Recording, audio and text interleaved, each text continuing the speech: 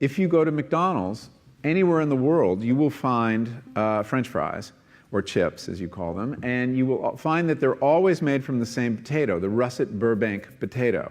This is a potato from America that's unusually long and difficult to grow, but that's what they want, because when you're McDonald's, you like those red boxes with a little bouquet of very long chips.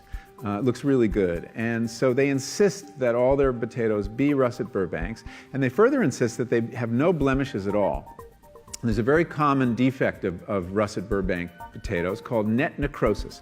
And you've seen potatoes with a little brown line sometimes, or spots that come through it. Well, McDonald's won't buy them if your potatoes have that. And the only way to eliminate that is to eliminate an aphid. And the only way to do that is with a pesticide called Monitor that is so toxic that the farmers who grow these potatoes in Idaho won't venture outside into their fields for 5 days after they spray. And then when they harvest their potatoes, they have to put them in these atmosphere-controlled sheds the size of a football stadium because they're not edible for 6 weeks. They have to off-gas all the chemicals in them. So you see, the desire for a certain kind of chip leads to a certain kind of agriculture.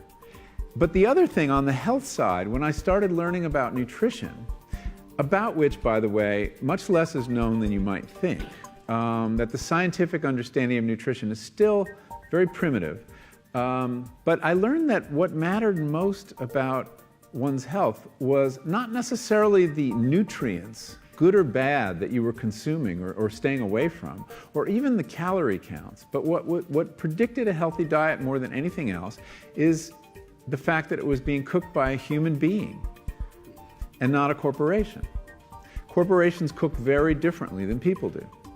They use vast amounts of salt, fat, and sugar, much more than you would ever use in your own cooking. And the reason they do that is those are three incredibly attractive and incredibly cheap ingredients. And when they're layered properly, as in a chip or various pastries and forms of junk food, they're incredibly addictive.